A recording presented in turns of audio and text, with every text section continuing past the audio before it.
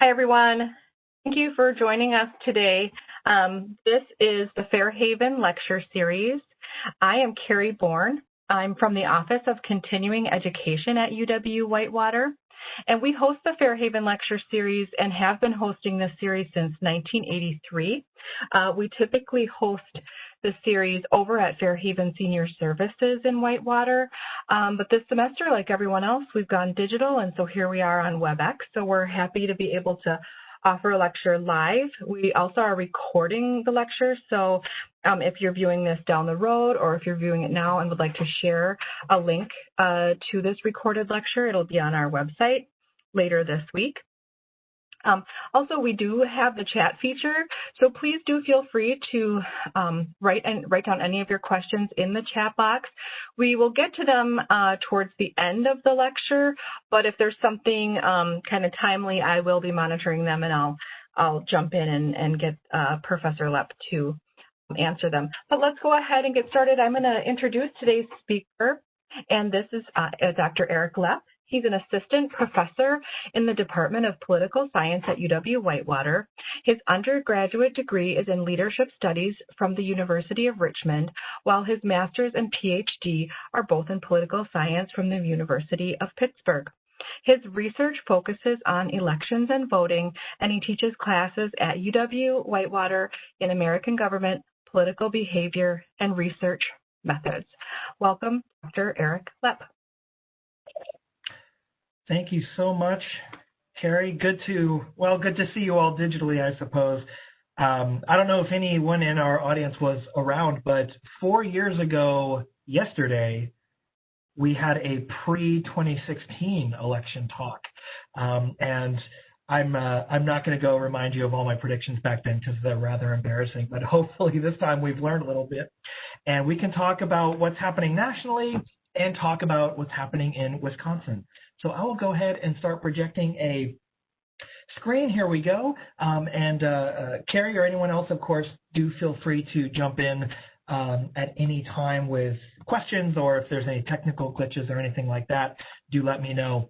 As anyone who's gone or attended anything I've done before will know, I like having a schedule and a plan to guide me more than to guide you. So I do have a bit of a roadmap here for us to follow, but we can go down any number of paths that you would like. And indeed, I'm hoping that we have some time at the end to talk about some of the things that are on your minds as we look out to the election.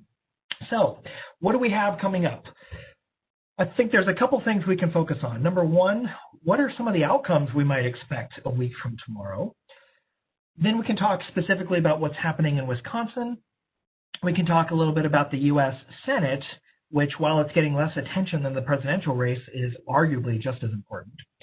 And then we'll talk a little bit about what election day might look like and just some of the things that are complicating matters this year that make it really hard to predict things with great certainty. So before we do that, though, I want to start with something. I actually showed this 4 years ago when we had our first talk, my first presidential election on campus. And I always like to start with this when talking about elections because, we often talk today about the lack of civility in politics or some of the polarization that we see out there. And I always like to take a moment to acknowledge that it need not be that way. And perhaps we can all get to a place where we're feeling more civilized. This is a note that George Herbert Walker Bush left for President Clinton on January 20th, 1993, the day that Bill Clinton took office. And at the end, George Herbert Walker Bush wrote, "You will be our president when you read this note. I wish you well. I wish your family well. Your success is now our country's success. I am rooting hard for you. Good luck."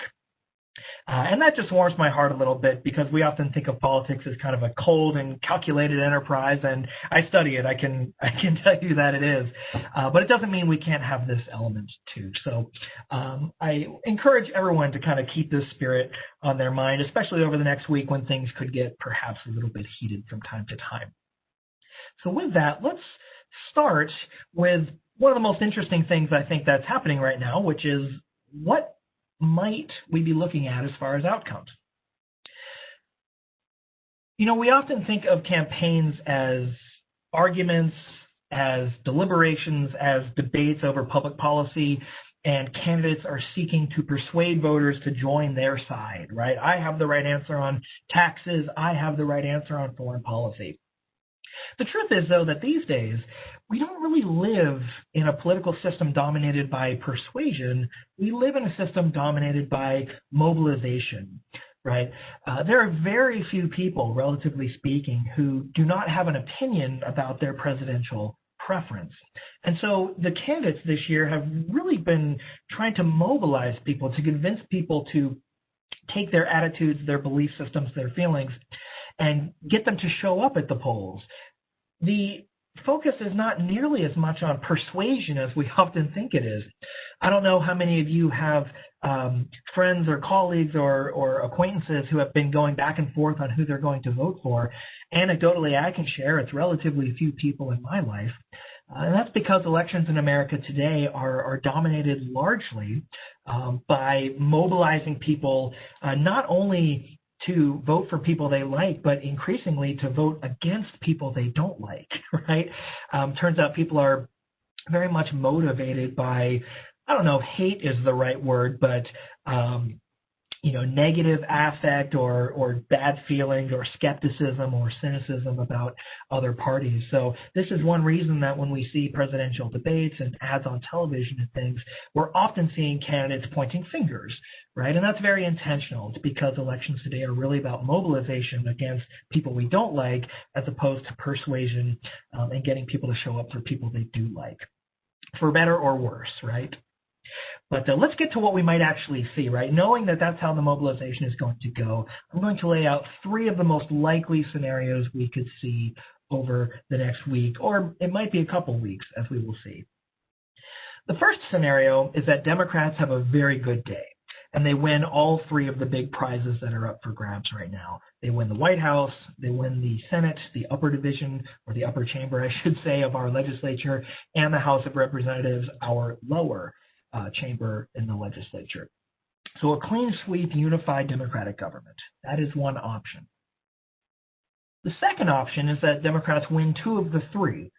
Most likely that would mean winning a close presidential race, maintaining their control of the House of Representatives, but not winning the Senate. The third option is that the Republicans have a pretty good day and win 2 of the 3 prizes that are out there, the White House and the Senate. Now, if you're paying close attention and thinking really hard about this, you might recognize there are, in fact, other scenarios out there that are theoretically possible, right? Like the Republicans win the House of Representatives, but not the White House. I intentionally am leaving those out because they are pretty unlikely to happen.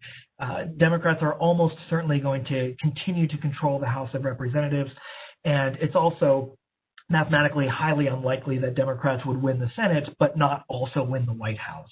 So these first 3 bullet points are the 3 most likely scenarios we're looking at.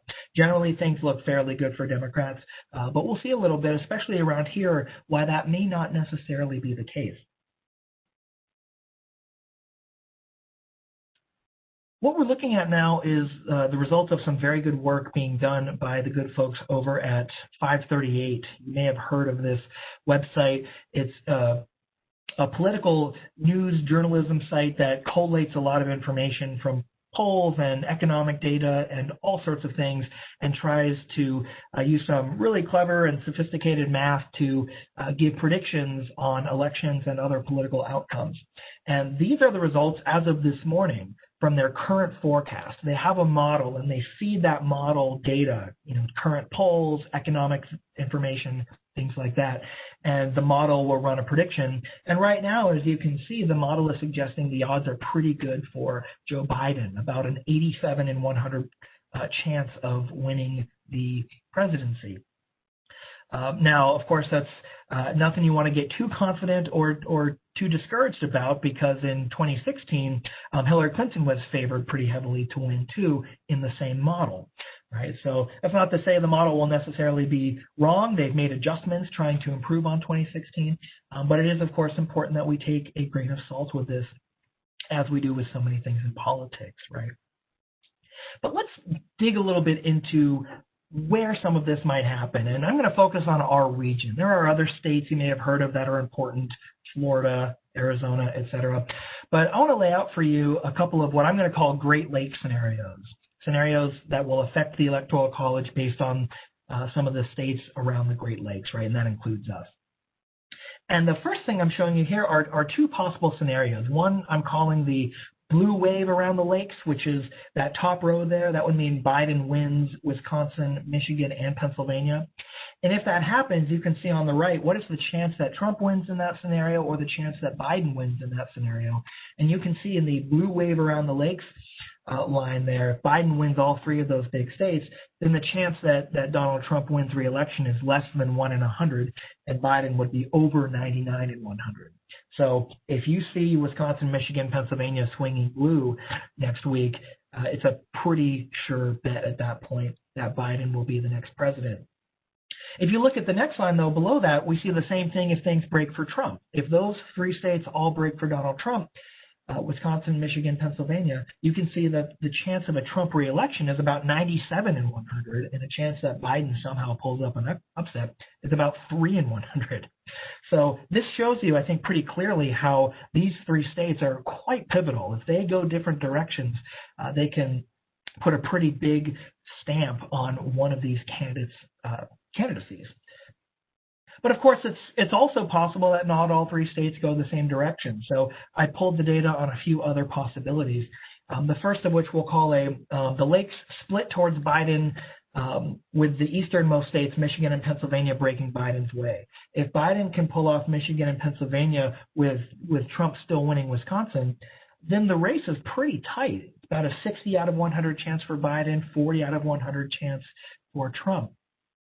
If we flip things around and Trump wins Michigan and Pennsylvania, but Biden pulls off Wisconsin, you can see Donald Trump will still have a pretty good shot there. So Pennsylvania will be probably the most important state to keep an eye on. But here you can see that different combinations of just three states are pretty dramatically changing these odds, right? And if we have a split again, and this time the two westernmost states of those three break Biden's way, so Biden wins Wisconsin again, there's a new state for you, Wisconsin and Michigan, with Trump winning Pennsylvania, well, that's about as close as we could get. Biden would have about a 55 in 100 chance there, Trump at 45 out of 100. So if you see next week Pennsylvania leaning red, Wisconsin, Michigan leaning blue, we could be in for an especially long night. And then finally, if we have another split, and this time the westernmost states, Wisconsin and Michigan, break Trump's way, and Pennsylvania breaks Biden's way, it's still a pretty good chance that Donald Trump wins, although not impossible that Biden would win. So you don't have to memorize these. There's no quiz at the end. These chances may actually change by tomorrow or whenever the next round of polls comes in. But I wanted to show you just how much these three states are really going to matter, and the different combinations are going to have potentially election-changing consequences on what we see over the next week or so. So you'll definitely want to pay a lot of attention to our neck of the woods, but certainly save a little bit of time to keep tabs on the Floridas and the Arizonas out there. All right, the next thing I wanted to talk about is Wisconsin specifically. What's going on here? It's funny. We often hear about Wisconsin being historically a blue state, right? It went for, after 2016, we heard about, all these elections that went Wisconsin for Democrats. But if we take a closer look at what's happened in Wisconsin in recent years, you'll see that there's really only one time that things were not close lately. In 2000, Al Gore won the Badger State by about 0.2%. In 2004, John Kerry won by about 0.4%. Barack Obama is the one outlier. Barack Obama did very well in 2008 and almost as well in 2012. For whatever reason, the economic situation, the message, the candidate, the campaign strategy, Barack Obama was an outlier. He did very well. And so we got kind of used to Wisconsin not being especially close in the last 10 years. But then 2016 comes along, and Donald Trump wins by 0.6, right? So one error I think a lot of us made, myself included, is we let the Obama success in Wisconsin in 2008 and 12 kind of dictate this blue wall myth, right? This idea that there's this rock solid wall for Democrats in the upper Midwest. And the truth is, 3 of the last 5 elections in Wisconsin were decided by less than a point. Right? So the truth is, we've probably been a swing state this whole time. We just took a little hiatus there in the late 2000s and early 2010s, right? Barack Obama was a bit of an outlier, right? So does this mean Wisconsin will be pivotal in 2020? Right? Well, again, the good folks at 538 have done some very interesting analysis on this. They've done some calculations to figure out which states are most likely to be decisive, which is to say the states that are most likely to tip the presidential election one way or another. And Wisconsin is relatively high on that list. They're suggesting it's about a 13% chance that we will be providing the decisive electoral college votes, which is to say that our electoral college votes are the ones that put somebody over that 270 threshold. Right now, only Pennsylvania and Florida have a higher likelihood of being that decisive state. So we're number 3 out of 50, getting a lot of attention as a result. But let's talk a little bit about what happened in Wisconsin exactly. Why is it so pivotal? When you think about 2016 and people talk about why the Democratic Party lost, the conventional wisdom is that, well, Hillary Clinton didn't campaign in Wisconsin and she just didn't get the troops fired up here and they didn't show up as a result. Right? That's the conventional thinking. And while it's certainly true that not campaigning here was bad, right? It didn't help the Clinton campaign. It's also not very likely that campaigning here more would have been as helpful as a lot of people think. Right? What I mean by that is if you imagine a world where Hillary Clinton had campaigned in Wisconsin more in 2016, it's not necessarily a slam dunk that she would have won the state. And here's why. If we look at some of the places Hillary Clinton put a lot of time and energy into, like Pennsylvania in 2016, she still lost. So it's not so much a campaign issue. It's not so much a Hillary Clinton issue per se in 2016. There's a larger story going on. And that larger story is demographics in Wisconsin, right? The characters and the features of the electorate in this state have changed. And if you want to boil it down to a bumper sticker you can put on your car, this is it. The Badger State got redder, right? Wisconsin has become more Republican in recent years. And a lot of that has to do with demographics. I don't want to throw too many super precise and detailed types of data out there, but this is one that's really important to know. If you look at the population of Wisconsin that is white and without a college degree, right, so less formal education, about 59% of Wisconsin's population, people 25 years or older, fall into this category, white and without a formal college education. The reason this matters is because this particular group of people has grown more Republican in recent years. In fact, if we look at a map from Wisconsin and we compare how all the counties voted from 2012 to 2016, we will see that most everywhere in Wisconsin, counties grew redder. So what we're looking at here is a map showing how much more Republican counties were between 2012 and 2016. Right? And so the different shades of red show you how much it's gone. Darker red means it's gone even more Republican. Lighter red means less Republican. And that light blue means it's gone a little bit more Democratic. Right. Well, outside of Dane County and Milwaukee, right, the two Democratic strongholds in the state, right, pretty much every other county in Wisconsin got more red between 2012 and 2016, and a number of the counties up north got a lot redder. Right, they're the darkest shade of red. So if we take this map and just think about that for a moment, and then we compare it with a map that breaks down counties by education level, you will see that there's quite a bit of overlap, right? So here's a map showing you what percentage of the population in each of these counties is white and without a formal college education, right? And you can see here again a lot of the darker counties, which correspond to higher levels of white but non-college educated voters, they map on pretty well to the image we just saw. Right? I'll go back and forth a couple of times so we can see. There's a lot of overlap. The dark purple areas and the dark red areas are often in the same region.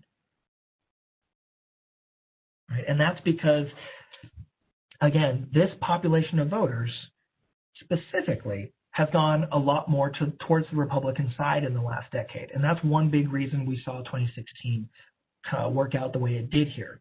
Again, that's not to say that Hillary Clinton would not have benefited from coming here, but it would be a little simplistic to say that if she had done a few rallies here, that would have changed the outcome. It's not necessarily the case that that's true, because these demographic changes were happening long before Hillary Clinton was the nominee.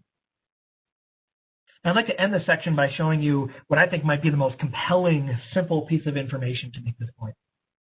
If we look at white voters without a college degree in Wisconsin and how they voted, in 2012, about 52% of people in this category in Wisconsin voted for Mitt Romney, the Republican candidate that year.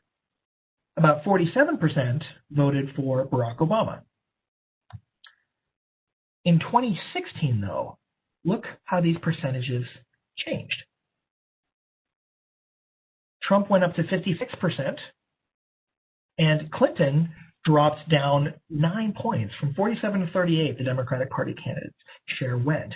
And that's a pretty big gap, right? We are seeing a split in the electorate, but not just the entire electorate, this specific group of Wisconsinites, right? White voters without a college education. And that is a group that is rather large in this stage. So even a few percentage points shift one way or another can potentially change the outcome. And again, Donald Trump won the state by about 0.6%, right? It was very, very close. And most political analysis suggests that this is the reason why, right? This particular group of voters started behaving differently, and this group of voters is pretty prominent in a lot of counties in Wisconsin. So let's talk a little bit, though, about 2020. What could happen here that will lead to a Joe Biden victory? Well, there's really three things to watch out for. If Joe Biden can capitalize on these three things, there's a really good chance he's going to win Wisconsin next week. Number one is making inroads with suburban voters, right? You've probably heard, if you've been following politics, all this emphasis on suburban voters, especially suburban women, many of whom voted for Trump in 2016 or maybe didn't vote in 2016, but are not huge fans of the president now. If you follow politics in Wisconsin, you are, of course, very familiar with the so-called WOW counties, Waukesha, Ozaukee, and Washington. These are the counties that surround Milwaukee there, right, just inland from Lake Michigan. And these are historically Republican strongholds. This is where a lot of Republicans who've had success in Wisconsin really did well, people like Scott Walker. If Biden can win a bit more in these counties than Hillary Clinton did, he'll be in a better spot. Now, he's not going to win them, mind you, right? He won't win them outright, almost certainly. But losing by a little bit can be considered a pretty big win for a Democrat in the WOW counties. The second key is to try to promote turnout among non-white voters in Wisconsin, particularly black Wisconsinites. We saw a pretty big turnout drop among black voters in Wisconsin between 2012 and 2016. The turnout rate went from the mid-70s to the mid-50s. Right, that's a pretty big drop. And it's really consequential when you think about the fact that typically 90% or more of these voters support Democratic candidates. So even if their preferences are the same and they're members of the same party and things, if they don't show up to vote, that can be pretty bad for one party or another as well. So this is a group that Democrats are really trying to fire up this time, because they do overwhelmingly support the Democratic Party and dropped off a bit when Barack Obama was not on the ticket starting in 2016. And then the third key is going back to what we just talked about. Joe Biden could potentially make some inroads with the non-college educated white voters in Wisconsin. This is no guarantee. This is a group that Donald Trump did very well with and continues to appeal to. However, there is some evidence that Democrats might be able to do this. Governor Evers had some success in 2018 doing this. He didn't win back all those counties, but he won back a few. He did a bit better than Hillary Clinton did in certain places. And again, in Wisconsin, a couple percentage points in a few counties could be the difference, right? So even getting 1 or 2 or 3 counties back, or cutting into a margin of victory, things like that are going to be really consequential potentially. So if you're Joe Biden, this is your blueprint for success right here. If you can do well on these 3 points, you are in a pretty good spot here in the Badger State. Now, what about Donald Trump? How can he win Wisconsin? Well, basically, just flip everything we just talked about, right? The Trump team is going to be focused on maintaining enthusiasm in those WOW counties, trying to keep that suburban block of voters reasonably happy, talking about some issues related maybe to taxes or some concerns about what a Biden presidency might do as far as public policy programs, or you hear things like, Green New Deal and that kind of stuff. A lot of people in these counties, maybe they don't love Donald Trump, but they're pretty skeptical of some of those policies they hear about. So keeping them engaged is going to be a big part of the Trump team's strategy for the next week, as it has been for a while. Focusing on turnout in suburban and rural areas as well will be a big one for the Trump team. There's certainly plenty, if you drive around Wisconsin, there are plenty of Trump lawn signs, and not even lawn signs in some cases, banners, banners on the sides of barns and things around here in the Whitewater area. So that's some good news for the president. If these sorts of regions, like where we are in Walworth County, show up for Donald Trump, that's going to be really helpful because, again, the Biden team and Democrats more generally are very much hoping to get those turnout rates higher in Wisconsin, particularly in Milwaukee. And then finally, continuing to appeal to that non-college educated white voting bloc that we've been talking about for the last little while. This is a group that has certain concerns about policy issues like trade, maybe some political culture, things like that. And Donald Trump has had a pretty good deal of success appealing to those feelings and those attitudes. And I'm sure that's part of the game plan, is to keep that up in the conversation. When we talk about campaigning in politics, we often think about it as, an argument about two different answers to the same question, when the truth is campaigning is often about keeping voters focused on a particular question that your party is good at, right? So if you can keep attention on healthcare, it tends to be better for Democrats. If you can keep the voters' attention on things like, security, that tends to benefit the Republican Party. So a lot of this is not necessarily about a bunch of policy proposals. It can be, but a lot of the conversation is going to be, what are the issues that people are talking about around here? And even just shaping the subject, right, the content of conversations is going to have a potentially pretty big effect. All right. So this is a blueprint for Trump. It's not likely to happen as far as the best evidence we have now. Again, things could change. Something could happen in the next week. Polls could be wrong. Various economic forecasts could be wrong. We've seen it before. But when I say most evidence suggests this will not happen, I'm referring to things like support levels for President Trump in those WOW counties, right, the critical suburbs of Milwaukee. They tend to be down, 4 or 5 points lower than they were 4 years ago, right? So that's not a great sign for the president. On the other hand, though, if you look at the demographic state of Wisconsin and you look at where things are going, even beyond 2020, things are looking fairly good for Republicans in this state, right? Again, these demographic trends that we're seeing in Wisconsin are favoring the Republican Party over and above any given candidate, and that part's not going to change very quickly. Right. And while I don't plan on talking about gerrymandering or anything like that, but that, of course, is another feature here when we think about where the state's going long term. Wisconsin has had some fairly severe gerrymandering. You may have heard of some of the court cases about it. And so all this together says that even if Joe Biden wins this year, Wisconsin will probably remain pretty competitive and maybe even lean more Republican for the next few years and cycles. We'll just have to see. So let's take a look at the most up-to-date data that I could get just a few hours ago on who's ahead in Wisconsin. This chart here is showing you what the polls are saying about Biden and Trump over the last 8 months or so. You can see on the left here, back in March and April going into May, things were pretty tight, right? But starting in June or so, things have spread out, and Biden has held, as you can see there, maybe a 6 to 7 point lead pretty consistently. Now, all those different dots you're seeing are all the different polls, right? So it's not like all of these polls are falling on the red and blue lines you're looking at. They're kind of scattered throughout. But you can see the pattern. These lines are kind of showing you where do the polls typically go. And you can see that, in general, they're favoring Biden a little bit. But again, it's still fairly close. Even the best polls are going to be off by a little bit. And it's possible that the polls are not ideal, right? They could potentially be missing something. So stay tuned in Wisconsin. If you're a Democrat, you're feeling probably fairly confident, but don't take your foot off the gas. And if you're a Republican, it's certainly not the best news you could hope for, but certainly nothing to pack up and spend your campaign resources elsewhere. There's certainly a chance here that Donald Trump pulls through. All right, third topic for the afternoon is what might we expect to happen in the U.S. Senate? You know, we talk so much about Biden and Trump, but the truth is these days the Senate is really, really important as well. So it's going to be arguably, I would say, arguably just as critical to be paying attention to the Senate as to the White House. So let's take a quick look at what the Senate looks like overall right now. And if you're familiar with this, I apologize for the repetition, but it's good that we're all on the same page here. Republicans currently hold 53 of the 100 seats in the U.S. Senate. And of those 53 seats, 23 of them have an election this year. So 23 of those Republican seats are up for re-election.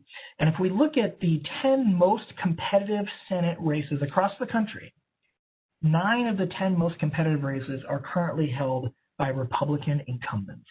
Right, so most of the competitive states are states that Republicans are trying to defend, not states Republicans are trying to take away. So this is pretty good news for Democrats. But they have an uphill battle ahead. Democrats need a net gain of 4 seats in order to take control of the U.S. Senate. And you'll notice I underlined the word net there. And that's because I often hear people in the news or around campus saying, well, Democrats need 4 seats. And that's not quite true. They need a net gain of 4 seats, because it's quite possible Republicans will win a new Senate seat this fall. So if Republicans were, say, to win 2 new Senate seats next week, well, then Democrats would have to win 6 seats to take back control of the chamber. If Republicans win 3 new seats, Democrats would need to win 7 to take control. So it's a net gain. Democrats have to win 4 more seats than Republicans on Election Day. And whether or not that'll happen, it really is close. What I'm showing you here is a table with some of the closer states that Democrats are likely to take from Republicans, and then some of the states that, or really the one state where Republicans are likely to take a seat back from Democrats. So we can start on the right side maybe, because it'll be easier. Doug Jones in Alabama is a Democrat who won a special election a few years ago. And you might remember the circumstances were a bit unusual. So this is a seat Republicans will likely take back, right? So that will be +1 for Republicans. And it's unlikely Republicans will gain other seats. Most of the competitive seats are Republican-held that Democrats are trying to take. And that's what we're looking at on the right. You can see here a number of states where the forecasts and the various predictions are suggesting a better than even chance that Democrats will take a seat from a Republican incumbent. So the best chance is most likely going to be John Hickenlooper out in Colorado. So he's a Democrat who's running to take a seat from the incumbent Republican, and things are looking pretty good for him there. Mark Kelly, the astronaut running for Senate in Arizona, has a pretty good shot of winning a seat there. In Maine, the incumbent Republican Susan Collins is facing a pretty tough challenge, and that challenger currently has about a 62 in 100 chance of winning. Now, when we get down to Iowa with Joni Ernst and Georgia, which has a couple of Senate elections going on, you can see we're getting closer and closer to 50-50. So these are by no means guaranteed, but they are slight favorites for Democrats at the moment. So again, what Democrats will need is a net gain of 4 seats. They will need to win 4 more elections than Republicans do on Election Day and perhaps the days after. And right now, the odds are suggesting that's more likely to happen than not. If we look at the chances of the Senate controlling the election, right now it's a little less than 3 and 4 that Democrats will flip the Senate, most likely with a 51-seat majority. Now, that's relatively good. Again, if you're a Democrat, that's reason to be somewhat confident. At the same time, a 1 in 4 chance is about what Donald Trump had in 2016. By even the most conservative forecasts. And that's exactly what ended up happening. So I don't know if there are any gamblers in the audience, but I certainly would not bet too much money on something where there's more than a 1 in 4 chance that I lose. So, again, if you are someone engaged in politics, please stay engaged for the next week. There's still a lot to be determined. And then finally, I thought we could take a couple of minutes to talk about what sorts of things we'll be keeping in mind on Election Day, what you should be thinking about, and why it's going to be a little bit unusual this year to sort out who won. So obviously, the one thing we all want to know is who's going to win the election, and when are we going to know who's going to win the election, right? We're really keen on knowing an answer to this question that feels like it's been several years in the making. I mean, I suppose it has. Well, one of the complicating factors, which is no surprise, I'm sure, to anybody in this digital room, is that we have record levels of absentee voting, people trying to vote before the election by mail. Current numbers are somewhere around 60 million ballots have been cast, and about 40 million of those were by mail. So this is a lot of ballots being cast in an unconventional way. And we'll see in a moment why it's going to affect what we see on election night. In Wisconsin, by the way, here's a map showing you which counties have higher levels of requests for absentee ballots. Probably no surprise the Democratic areas of the state have a pretty high rate of it because they tend to be less inclined to vote in person on election day.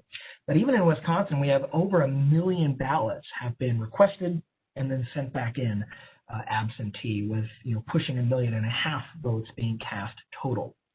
Okay, so this year we're seeing about half of votes total being requested as mail-in ballots. And while there's always been absentee voting, or at least there has been for quite some time, it's never been a large percentage of the electorate the way it is now. And so we don't often think about it being that pivotal. But here's why it is pivotal. Different states count these absentee and mail-in ballots in different ways. So here you'll see 3 columns, and it's showing you when different states count the ballots that are mailed in. On the left, we have the states that will count ballots as they come in, right? So they come in the mail just like you and I get a bill. We open it up the day we get it, right? So states like Arizona, New Jersey, Utah do that. The next column in the middle is the states that will count ballots.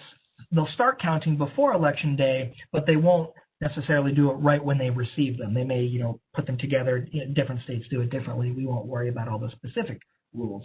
But essentially, these are states that start counting before Election Day, but are not as quick as, we open it the minute we get it. The third column, where Wisconsin is, as you can see, are the states where the law says you cannot start counting absentee ballots until Election Day. So all over Wisconsin, there are states with, there are counties and clerks who have stacks and stacks of absentee ballots in envelopes that are still sealed because they're not allowed to open them until 7 a.m. next Tuesday. And of course, 2 of the most important states in the country as far as election outcome are on this list, right? Pennsylvania and Wisconsin. So these states will almost certainly take longer, right? Because they can't start counting until Election Day. So normally when we think about watching election returns, we think about it kind of based on time zone, right? First the East Coast closes and we start to see who wins on the East Coast, and then Central Time, and then we move west. This year it may not be that. This year we may very well know the outcome in Hawaii before we know the outcome in Pennsylvania, because Pennsylvania is not starting their ballot counting. They're not opening those envelopes until Election Day. Hawaii, meanwhile, does it upon receipt. All that said, though, I can't imagine Hawaii is going to be terribly competitive, so you won't have to stay up too late for that one. I doubt it will be decisive. But things get really complicated beyond this, and you may have heard of some of these. I just want to highlight some of the things that are going to be really important for viewers of the election to keep in mind. One of those has to do with when can ballots be mailed in that are being mailed in.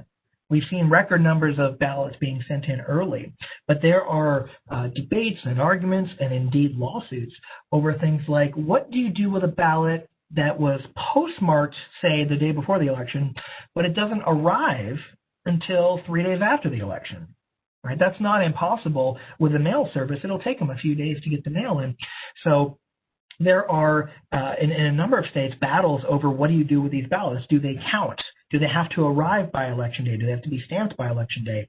If this sounds familiar to any of you, it should, because we had this argument in Wisconsin back in April when we had our primary election.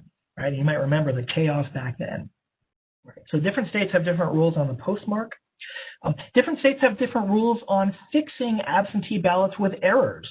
So, for example, one nice thing in Wisconsin, I think, is that the county clerks, even though they're not allowed to open and count the ballots, right? We saw that. They can't open them, but they can look at them from the outside and see if anything looks wrong, if there's a missing signature or a box is not checked.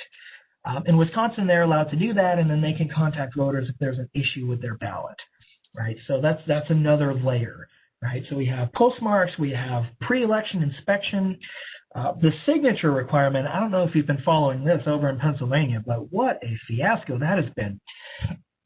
The argument that they've been having over there for quite some time now, but especially this year, is what do we do if we receive a ballot that has a signature on it that looks a little different, that does not match with the voter signature that we have on file for that individual, right? Maybe the signature from your driver's license or something like that. This has been a big battle in Pennsylvania because people on one side are very concerned that legitimate ballots might get thrown out because signatures are slightly off. On the other side, of course, are people concerned about fraud and election integrity. And just a few days ago, you may have seen this story, the Pennsylvania Supreme Court ruled that ballots cannot be rejected on the basis of a signature comparison. So that's a pretty big victory for the Democratic Party and left of center political groups that were the ones mostly concerned about ballots being thrown out, because higher turnout tends to benefit the Democratic Party.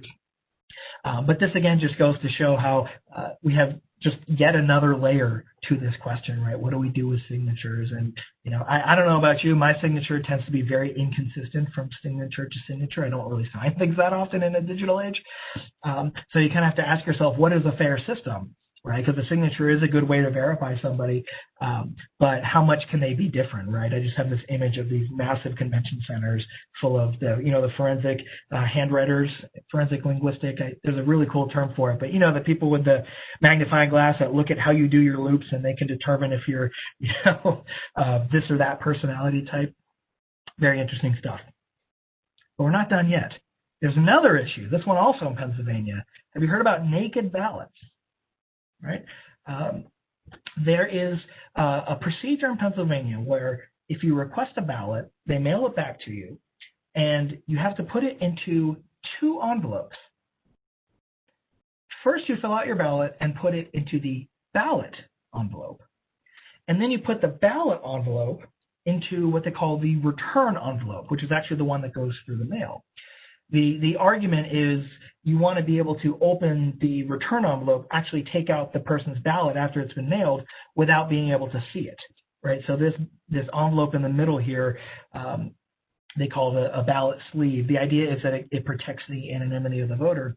But what's happening is some people in Pennsylvania are taking their regular ballot here on the left and they're putting it straight in the return envelope, which is like what we do in Wisconsin, and they're forgetting to put it in that secret sleeve, and they're mailing it back in. So there have been lawsuits over, can you count ballots that they're calling naked ballots, the ones without this middle envelope, right? That is the level of detail we're at right now. And I think the best prediction for November is that election lawyers are going to have a great month. Right? They're gonna do some serious hours of billing, because there have been many lawsuits in many states. Again, if you think back to Wisconsin in April, you had Governor Evers issuing executive orders to do things like extend the primary date, move back the election. You had the Wisconsin Supreme Court weighing in on that. You had the U.S. Supreme Court weighing in on that. It could potentially be pretty messy. So just bear in mind that a lot of the things that you're seeing out there related to polls and forecasts and all that, it's really hard for them to factor in things like naked ballots, right? And things like really long voter lines, right? It's really hard to predict that kind of thing. So again, the numbers and the forecasts are good guides, but I think one of the issues in 2016 was a lot of us assumed they must be right and they're true predictors. But we are in political science dealing with probabilities, not certainties, right? So if you're planning to make election night an event and watch it, get some caffeine. It could be a very long night. Many states will take quite a while to produce full results. It may not take them weeks to tell you who won the state, but typically these things do take a while to fully organize. And as far as whether or not we're going to know who won on election night, that's going to depend on a number of things, including the margin of error, right? If Donald Trump wins by 20 points in Michigan, which is unlikely, but if he did, we would know the outcome a lot sooner than if Donald Trump won by 2 points in Michigan. The states that have higher levels of absentee voting, the states that are allowed to start counting their ballots before Election Day, those are the ones we're going to hear from first.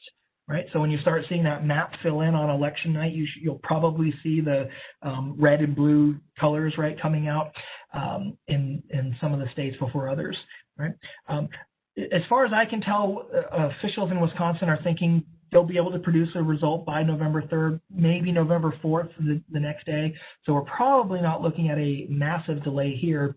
But again, I notice I'm using the word probably for everything, and I'm not going to wager any money on this one.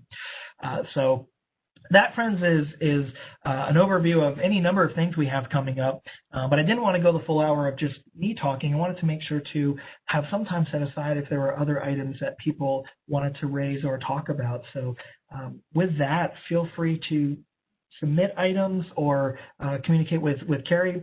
Or if that's enough politics for now, I totally understand whatever you would like to do.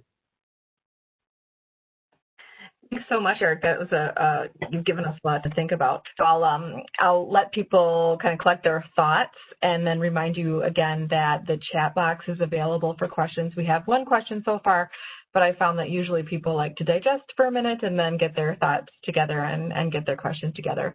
So let's start with this question. Do you think that the overall flavor of the campaigns, especially in the last couple of weeks, will have an impact on clear declaration of the winner and or the transition of power? You know, that's the one thing that is kind of scary to me as a citizen more than as a scientist. Like, how decisive will the results of the election be? And one thing that does make me a little nervous is hearing rhetoric, and it's not really concentrated within any one party. I have heard it several places of advisors saying that no matter what happens, do not declare or do not concede. I shouldn't say don't declare victory. Declare victory and do not concede the election. One thing that could be kind of complicating next week is that the early votes are going to be the absentee ballots, and Democrats are more likely to be a large percentage of the absentee ballots because Democrats are more interested in voting early this year. So one of the things that could possibly happen is that on election day, the physical at the polls results might favor Donald Trump, but the early results are more likely to favor Biden. So we could have a situation on election night where all the people that voted that day at the physical polls, there may be a slight favoring of President Trump, but as they count the absentee ballots, that's more likely to favor Joe Biden. So as far as whether or not the flavor, the rhetoric of the campaigns is having an effect, I imagine that it is, although I don't know that had the rhetoric been different, that we'd be in what's the right way of putting this? What I'm trying to say is I think we would end up at this place probably no matter what. It may be more or less on the tops of people's minds, but for quite a while now, we've been considering this possibility of, ever since really we realized the pandemic would not be over by November and had to think about absentee ballots. Ever since then, I think both political parties have been thinking really hard about what should their, not just political strategy, but legal strategy be to challenge whatever the result is this election night. So I think there's a pretty good chance it happens no matter what the rhetoric. Yeah, so the follow-up sort of comment on that was, so beware of exit surveys. Yes, exactly. If people are doing exit polls done by the people who are leaving the election, who are being polled as they leave, that's going to probably favor Trump more than it will favor Biden, probably overrepresent Trump voters. One thing I'm hoping that journalists will do, which they probably will, because I'm sure others have thought of it, is do some polls a few days before the election of people at home who voted absentee. So maybe we could have the polls of the absentee group and the polls of people leaving the physical voting locations to kind of paint a more comprehensive picture. But yeah, as a general rule, don't rely on any one exit poll, any one network, anything in politics. So looking back to the Bush versus Gore campaign of 2000, it was into December before a winner was declared. What is the date that the Electoral College must finish their work? Could that date be pushed back because of legal maneuvering? That's been a constitutional question that's been on a number of people's minds. The electors meet in December. I want to say it's December 9th, but I cannot recall if that is a fixed date or the date this year, or I could be confusing it with another. There are a couple of questions, and this actually came up in Pennsylvania. I have a colleague there who is telling me that with all the questions about vote counting and what will be legal and what will be permitted to include in the totals, it is possible they're not even done in November. Hopefully that's not the case. But as a constitutional matter, this has never been dealt with before. We've never had this issue come up of the electors not being able to get together in December. You know, in 2000, we were pushing it, and it was really one state, right? So imagine having 3 or 5 states where there's lawsuits going on about maybe ballots that arrived after Election Day, should they be counted? And it's certainly possible. One thing I imagine is going to happen if we end up in that place is most courts, and I think the Supreme Court, for instance, they do not want to be perceived as having decided the election. So I imagine they're going to do everything they can to prevent that particular issue from coming up. But it's certainly possible, depending on how a few things go. If it's a 10-point Trump victory next week, then this will all be pretty easy. If it's a 1% difference, which is more likely, this could take quite a while. But yeah, as a constitutional matter, it's never come up, but I'm sure it would be legally challenged. So what other states should we look out for that are as, if not more, consequential in deciding this election, like Wisconsin, Michigan, and Pennsylvania? Well, Florida is perpetually, the perpetual swing state. I was reading somewhere, and maybe I shouldn't say this number because I don't know it for sure, but somebody was saying on a podcast I listened to recently that if you take like the last 6 or 8 or 10 elections in Florida, the total number of votes between Republicans and Democrats is only a couple 100,000 in a state that big, right, with tens of millions of voters. So as Florida goes, likely the election will go. Both campaigns are spending a lot of time there. It's been incredibly close. I would guess it might favor Trump slightly right now, but some polls are saying it's favoring Biden. Definitely focusing on Florida. There are a couple of states that are unlikely to break Biden's way, but if they did, it would almost certainly mean that Biden won the election. Texas is the best example of that. You know, in 2018, when Beto O'Rourke took on Ted Cruz, he lost, but he came pretty darn close. I imagine Joe Biden will lose by a similar margin to Trump in Texas as O'Rourke did to Cruz. But if somehow Joe Biden squeaks by with a victory in Texas, it would almost certainly be a state that Biden wins.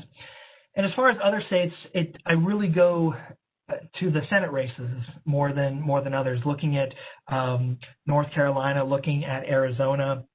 These are the states where the Senate's going to be decided. And now that there's not much of a filibuster left in the Senate, you know, the difference between 49 and 51 Senate seats can be the difference between, you know, keeping Obamacare and not keeping Obamacare, or various other massive pieces of legislation. So those are, I think, the biggest ones. Ohio has been kind of interesting. It's last couple of cycles, it's gone red, but Joe Biden's doing surprisingly well there. So that's another one which, if it ended up going blue, would probably be a sign that Biden's going to win. But yeah, those Sun Belt states are going to be important as well. My home state of Oregon and most of the West Coast, you don't have to worry about. We can pencil those in right now. Yeah, they're not getting all the TV commercials that we are. That's None. for sure.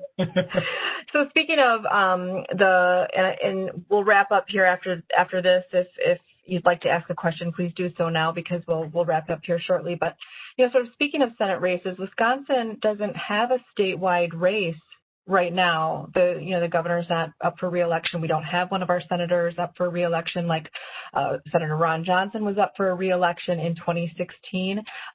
What impact does having a statewide race in addition to a presidential race, what is the impact on that? This year we don't have that. So is there any correlation there? Yeah, absolutely. Typically, if you have statewide races going on at the same time as presidential elections, you'll see a higher level of turnout. Some of that might be because voters recognize there's more on the ballot, right? There's more consequential outcomes. It's also the case that not only do you have the president putting ads on television and the presidential challenger putting ads on television, but you have Ron Johnson or Tammy Baldwin or Paul Ryan or Tony Evers, whoever else is running. So the salience, the knowledge that there's an election out there, I imagine for all of us, it's kind of amazing to think that some people don't really know there's an election going on, but there are a number of people who probably don't. And when you have statewide races, that just raises the stakes and the amount of knowledge. Now, what'll be really interesting this year is how much higher it is in 2020, given how big this election was to begin with. We may not see as much of a bump in 2020 as we would in, say, a year like 1996, where the presidential election wasn't really considered all that terribly competitive or consequential. I imagine this year Trump and Biden alone will be enough to bring out a lot of voters. But yeah, statewide races typically add to that balance. Well, might be the last word for now, but you will be joining us again November 9th, which is the Monday after the election, with two of your colleagues, Professor Jolly Emery and Professor Susan Johnson. So we'll hold you to some of those predictions on the 9th and see what happened, if we know anything. I was going to say, yeah, hopefully we'll have some results to talk about. Right. But either way, there will be plenty to talk about. So yes, please join us then if you can. Yep, there always is. So thank you all in the audience for joining us. This lecture, as I mentioned, will be recorded and we'll have it on our website soon. And thank you, Professor Loepp. This has been an excellent lecture. My pleasure. Anytime, Carrie. Thanks for all you do and have a great day, everybody. Go vote.